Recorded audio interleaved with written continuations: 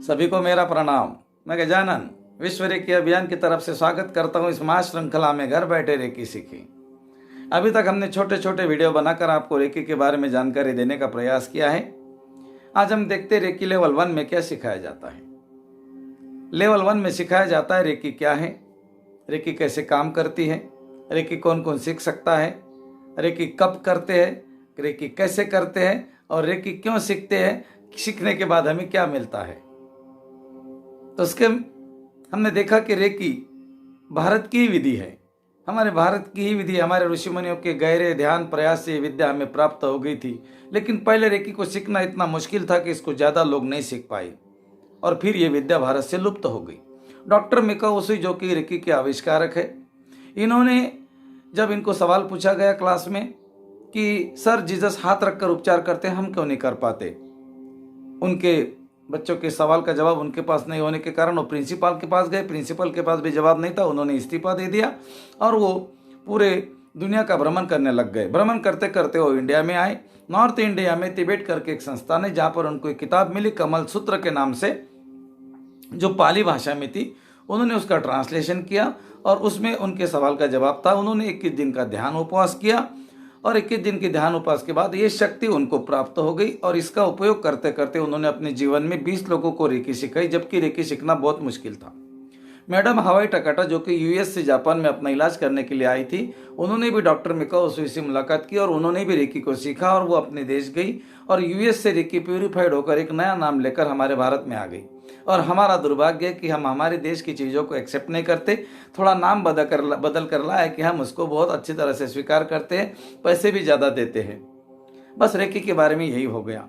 हमारे भारत की प्राचीन विधि होने के बाद हमने उनके साथ में कुछ नहीं रिसर्च नहीं किया और जब बाहर से आ गई तो हमने उसको बहुत ज़्यादा मूल्यों से सीखना शुरू कर दिया, सिखाना शुरू कर दिया। रेकी आपकी वास्तविक अंदर की एनर्जी है, आपके हिडन पावर है। रेकी के 5 लेवल बनाए गए हैं। आपको अलग अलग जानकारी अलग अलग विषयों की दी जाती है ताकि आपको याद रहे और आप अच्छी तरह से समझे। रेकी का प्रसार और प्रचार करने वाली हमारे भारत की सबसे बड़ी संस्था है रेकी हीलिंग फाउंडेशन, जो कि दिल्ली में है। Doctor NK. शर्मा, माता सविता शर्मा इनके संचालक है, जो कि मेरे गुरुजी गुरुमाता है। मैंने भी आरएचएफ से रेकी सीखी है और मैं दावे के साथ कह सकता हूं कि मैंने जीवन में वो प्राप्त किया है जो मैं कहीं भी प्राप्त नहीं कर सकता था। रेकी में आगे चलकर हम देखते हैं कि रेकी कौन सीखता है। जिसकी प्यास गहरी होती है वो रेकी सीख सकता है। बस बूढ़ा हो, बच्चा हो, जवान हो, पढ़ा लिखा हो, अनपढ़ गवार हो, कोई फर्क नहीं पड़ता। कोई भी कास्ट का हो, कोई भी रिलीजन का हो, कोई फर्क नहीं पड़ता। उसके अंदर अगर प्यास है तो ही रेकी सीख सकता है, नहीं तो नहीं सीख सकता। रेकी हमें क्यों सीखनी चाहिए? अगर हम जीवन भर स्वस्थ रहना चाहते हैं, हमेशा हंसते गाते मुस्कुराते रहना चाहते हैं, हम अमीर बनना चाहते हैं, समृद्ध होना चाहते हैं, तो ये तीनों की चाबी आपको रेकी में मिल जाती है। इसलिए आपको रेकी सीखनी चाहिए। अगर आप दवाई से मुक्त होना चाहते, अपने स्वभाव को जानना चाहते, मैं कौन हूं, प्रश्न का उत्तर देखना चाहते, तो आपको रेकी सीखनी चाहिए। रेकी सीखने के बाद सिर्फ आपको स्वस्थ ही प्राप्त नहीं होगा, बल्कि आपके पास में अनंत शक्तियां जो आपके अंदर हिडन है, छुपी हुई है, वो आपकी जागृत हो जाएंगी। रेकी आत्मज्ञान की भी चाबी है। ये हमारे गुरुजी कहते हैं कि आत्मज्ञान की चाबी है। मैंने देखा आत्मज्ञान कैसे चाबी है रेकी? तो जब मैंने इसके अंदर जाने की कोशिश की तो दोस्तों मैंने देखा कि सचमुच रेकी आत्मज्ञान की चाबी है। मैंने इसका थोड़ा विश्लेषण कर दिया। रे का मतलब किरण, किरण का मतलब प्रकाश, प्रकाश का मतलब आत्मा। ओम भूर्भुवस्सुवः तत्सवितुर्वरेण्यं भर्गो देवस्य धीमहि धियो यो नः प्रचोदयात्। हे प्राण स्वरूप, हे प्रकाश स्वरूप, हे आत्मा स्वरूप। प्रकाश और आत्मा एक ही है। तो आत्मा की चाबी, की माने चाबी, रेकी आत्मज्ञान की चाबी है। रेकी सीखने के बाद आपको आत्मज्ञान प्राप्त होता है और आत्मज्ञान प्राप्त करने के लिए आपको जंगल, पर्वत, हिमालय कहीं भी जाने की जरूरत नहीं। इसी संसार, व्यापार, परिवार में रहकर आप आत्मज्ञान प्राप्त कर सकते हो। ये मेरे गुरुजी ने बोला था और मैंने वो सिद्ध कर दिया। आपके अंदर की अनंत शक्तियां सक्रिय होने लगती है, जैसे कि टेलीपैथी है, टेलीकाइनेसिस है, हीलिंग करने की पावर है, थर्ड आई की पावर है और अनंत शक्तियां में कितने नाम लो, लेकिन वो आप ही के अंदर है। उसके लिए हमने कहानी देखी थी, जो हीरे के व्यापारी थे, हीरे की पोटली आपकी जेब में थी और आप बाहर ढूंढ रहे थे, है ना। अगर आपके उंगली के निशान पूरे भारत में कहीं नहीं मिलते, पूरे विश्व में कहीं नहीं मिलते, आपका चेहरा पूरे धरती पे किसी से नहीं मिलता, तो एक चीज आपके पास में जो सबसे अलग है।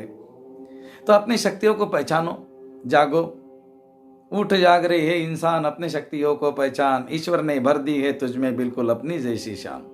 तो रेकी सीखने के बाद हम हमारी शक्तियों को जान लेते हैं, हम आगे बढ़ते हैं, हमारे जीवन को मधुर बनाते हैं, स्वस्थ बनाते हैं, आनंदित खुश रहने की कला सीख जाते हैं, हम अमीर बनने लगते हैं, धनवान बनने लगते हैं, हम ध्यान के साथ जुड़ जाते हैं, विचारों को काटने की कला सीखते हैं और ऐसी ऐसी चीज़ों को हम इग्नोर करते जाते हैं जिसको आज तक हमने पकड़ के रखा था, जैसे कि अहंकार है, क्रोध है, घृणा है, लालसा है, मोह है। ये शब्द हमने अभी तक सुने थे, लेकिन आज रेकी सीखने के बाद में हम इसको कैसे छोड़ना ये भी कला सीख जाते हैं। इसीलिए रेकी को मैं इस कलयुग का कृष्ण बोलता हूँ।